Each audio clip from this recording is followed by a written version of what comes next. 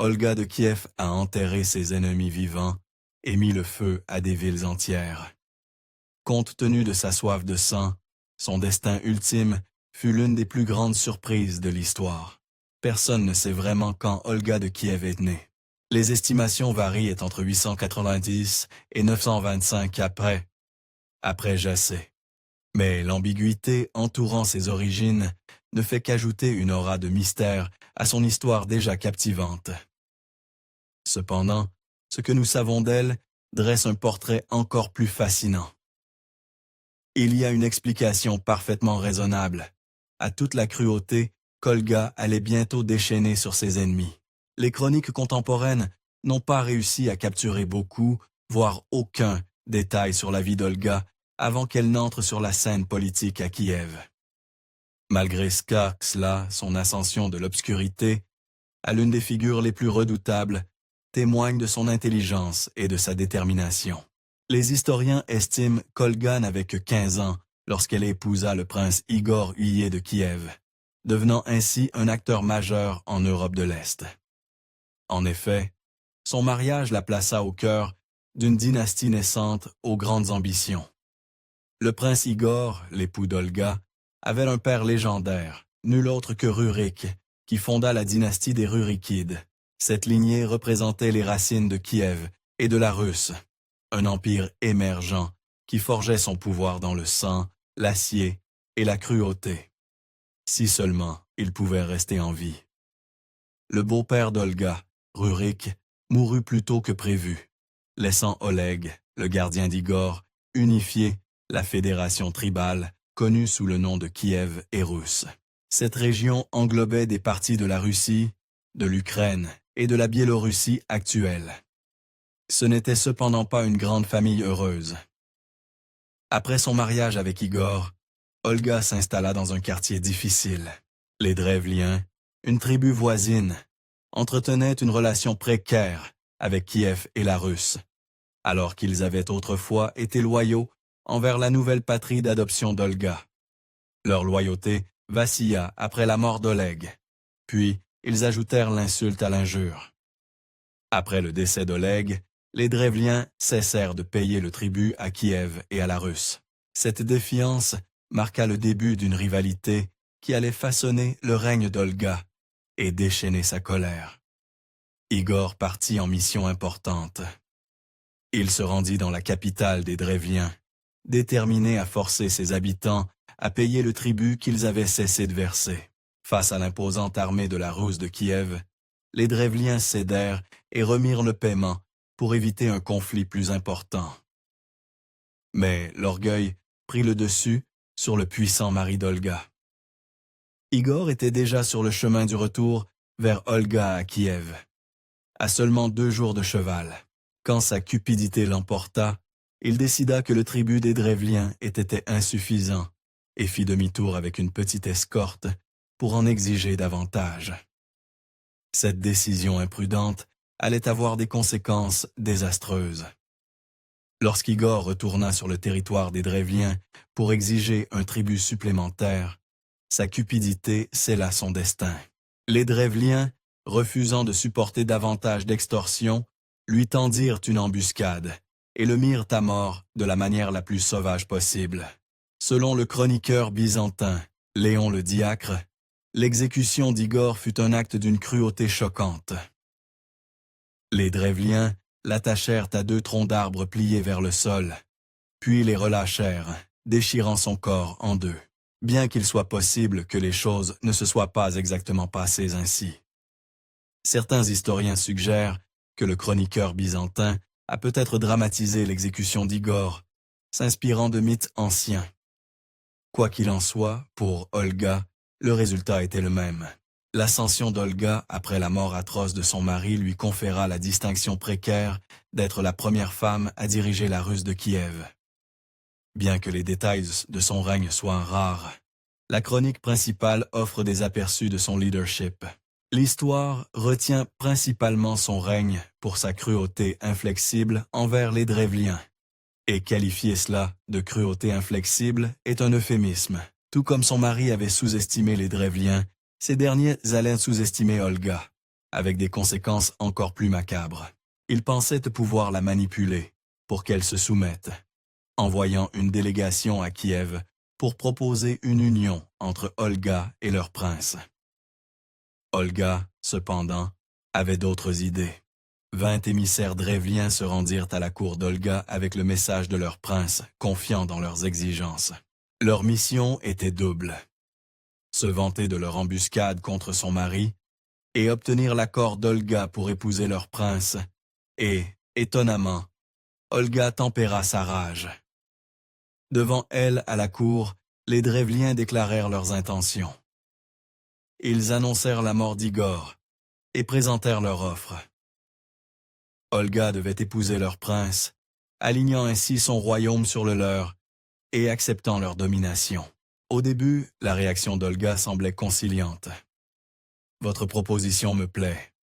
En effet, mon mari ne peut plus ressusciter. » Son calme apparent masquait la fureur vengeresse qu'elle s'apprêtait à déchaîner.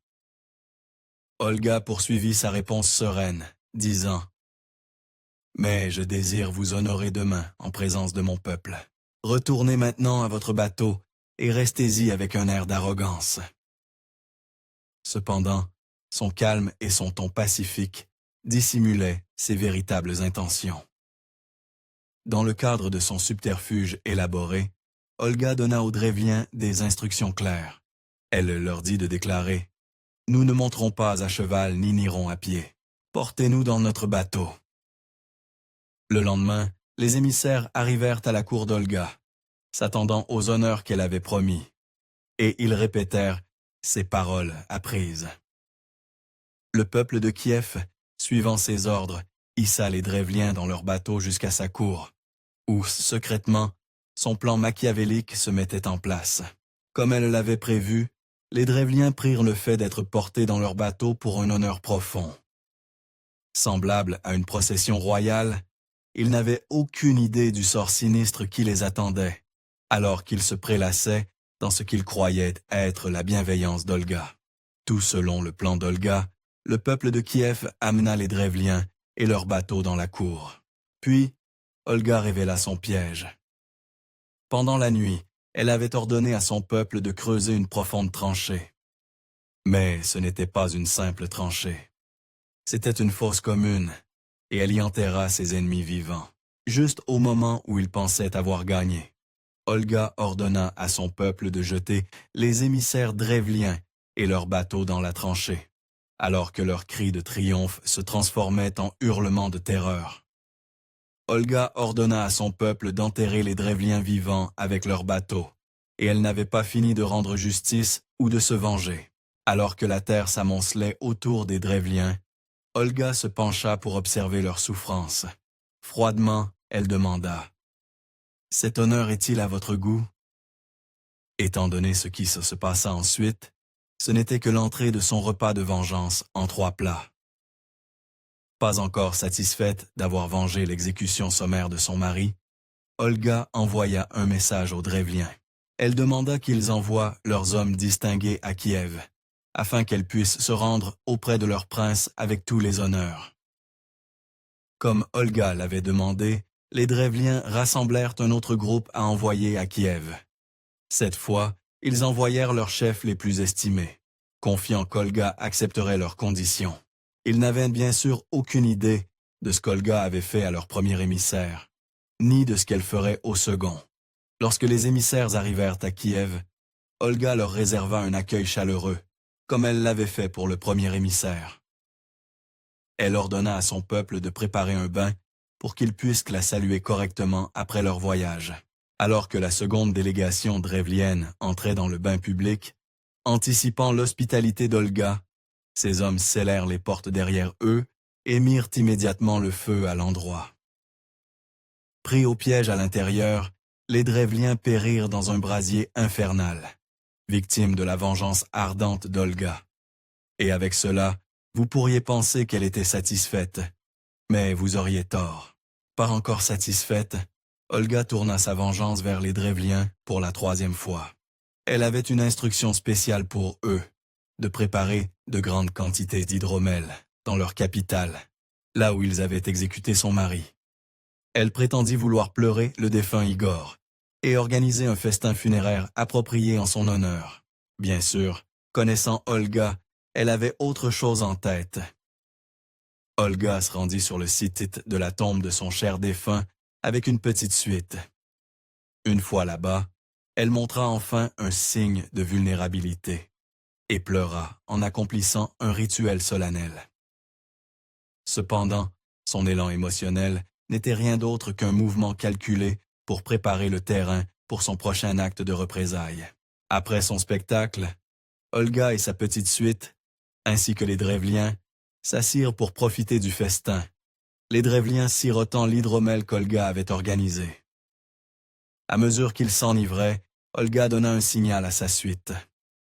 Sur son ordre, les membres de la suite d'Olga se levèrent et exercèrent une vengeance supplémentaire. Sans pitié, ils massacrèrent les Drevliens sans méfiance, tandis qu'Olga elle-même se déplaçait à travers le chaos, exhortant son peuple à s'assurer qu'aucun Drevlien ne survive.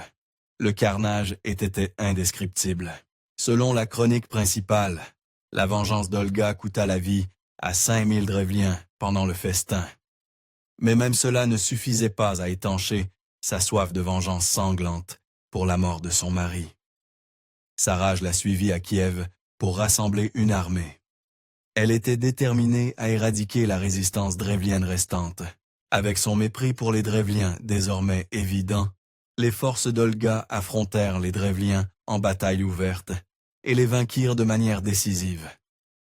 Elle força les survivants à trouver refuge dans leur ville fortifiée, mais il devint bientôt évident qu'aucune fortification ne pouvait résister au siège de sa fureur. Sous la conduite d'Olga, son armée partit vers la capitale drevlienne et entama un siège prolongé. À leur crédit, pendant une année entière, les Drevliens résistèrent à ses attaques et empêchèrent ses armées de déclarer une victoire totale. Cependant, à l'intérieur de leurs murs, les provisions s'amenuisaient et leur espoir s'évanouissait. Pendant ce temps, Olga avait tout le temps de concevoir un autre plan machiavélique. Frustrée par l'impasse, Olga envoya un message aux Drevliens assiégés, questionnant leur obstination. « Pourquoi persistez-vous à tenir bon? Toutes vos villes se sont rendues à moi et ont accepté de payer le tribut, de sorte que leurs habitants cultivent maintenant leurs champs et leurs terres en paix. Mais vous préféreriez mourir de faim plutôt que de vous soumettre au tribut. » Encouragés par le message d'Olga et désespérés de mettre fin au siège, les Drevliens offrirent de se rendre et de payer le tribut. Cependant, ils craignaient la colère d'Olga et pensaient qu'elle cherchait encore à se venger. En réponse, Olga les rassura, affirmant que ses actes de représailles précédents avaient été suffisants. Et si cela semblait inhabituellement clément, c'est parce que ça l'était. Olga assura aux Drevliens qu'elle ne nourrissait plus de rancune à leur égard. Elle exprima son désir d'aller de l'avant et de mettre fin aux hostilités, leur promettant la paix. En fait, elle proposa même une demande raisonnable et quelque peu étrange de tribut. Pour sceller la paix, Olga envoya une dernière requête aux Drevliens. « Donnez-moi 3 pigeons et 3 moineaux de chaque maison. » Les Drevliens, désespérés de mettre fin à leur calvaire, n'en croyaient pas leur chance. C'était une demande si facile à satisfaire, et ils s'exécutèrent avec empressement. Mais ce fut une grave erreur. Une fois que les Drevliens eurent remis les oiseaux, Olga ordonna à ses combattants d'attacher des morceaux de soufre enveloppés dans du tissu à leurs pattes. À la tombée de la nuit, Olga ordonna à ses combattants d'allumer le soufre et de relâcher les oiseaux. Instinctivement, les oiseaux paniqués volèrent vers leur nid. Dans la ville drevlienne, transportant, sans le savoir, le feu à chaque toit. Alors que les oiseaux regagnaient leur foyer, la ville s'embrasa de multiples incendies et le chaos se propagea aussi vite que les flammes. La chronique principale raconte « Il n'y avait pas une maison qui ne fût consumée, et il était impossible d'éteindre les flammes, car toutes les maisons prirent feu en même temps. » La vengeance totale d'Olga était presque achevée. La ville devint un piège ardent obligeant ses habitants à fuir pour sauver leur vie. Mais Olga n'avait aucune pitié, lançant ses combattants sur eux. Son armée en abattit la plupart, tandis que d'autres furent réduits en esclavage, et les rares survivants furent contraints de payer le tribut, assurant leur soumission à son règne. Après sa campagne sanglante contre les Drevliens, Olga enterra la hache de guerre et continua en tant que régente pour son jeune fils. Avec l'armée et son peuple derrière elle, elle consolida sa position comme l'une des dirigeantes les plus redoutables de l'histoire de la Russe de Kiev. Dans les années 950, Olga se rendit à Constantinople pour rencontrer l'empereur Constantin VII. Olga fit quelque chose qu'aucun dirigeant de la Russe de Kiev n'avait jamais fait auparavant. Elle se convertit au christianisme. Ce qui motiva ce changement soudain reste un mystère, bien qu'elle fût clairement une femme nouvelle. Olga demanda astucieusement à Constantin VII de parrainer son baptême.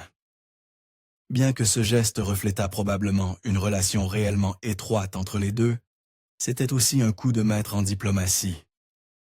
Olga savait que cet acte de parenté spirituelle ferait de Constantin VII son parrain.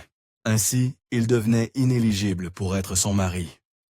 Donc, quand Constantin finit par proposer, après avoir parrainé son baptême, elle lui rappela calmement qu'une telle union violerait les règles de l'Église. En 969 après G.C., Olga tomba gravement malade. Elle demanda à son fils, qui était souvent en campagne, de rester à ses côtés. « Tu me vois dans ma faiblesse. Pourquoi veux-tu me quitter ?» Malheureusement, ils allaient se séparer plus tôt qu'aucun d'eux ne le pensait. 3 jours plus tard, Olga succomba à sa maladie, laissant la Russe de Kiev en deuil. Malgré son opposition au christianisme, son fils fit une concession émouvante à sa mère. Il accepta d'honorer sa dernière volonté. Il permit à son prêtre, Grégoire, de diriger un enterrement chrétien, contrairement aux rituels païens habituels de son époque. En fin de compte, toute la Russe de Kiev suivrait son exemple, même si elle ne vécut pas pour le voir. Bien que les efforts d'Olga pour convertir la Russe de Kiev au christianisme semblèrent échouer de son vivant, elle avait, comme toujours, planté les graines d'un plan magistral tout au long. Olga avait élevé son petit-fils, Vladimir le Grand, dans sa tradition et ses enseignements chrétiens. Lorsqu'il monta sur le trône après son père, il réalisa la grande stratégie et la vengeance ultime d'Olga. Il fit du christianisme la religion officielle de la Russe de Kiev en adulte après G.C. La vie d'Olga de Kiev semblait divisée en 2 facettes opposées. Elle était à la fois une dirigeante impitoyable, en quête de vengeance, et une convertie au christianisme. Près de 6 siècles après sa mort, l'Église orthodoxe russe lui attribua un titre incroyable. Ils la firent sainte en 1547 et lui décernèrent même le titre spécial d'égal aux apôtres. Merci d'avoir regardé History Exposé. Si vous aimez découvrir les meilleures histoires de l'histoire, aimez et abonnez-vous pour continuer à explorer avec nous. N'oubliez pas de visiter notre page principale, Factionate, pour plus de faits incroyables sur tout.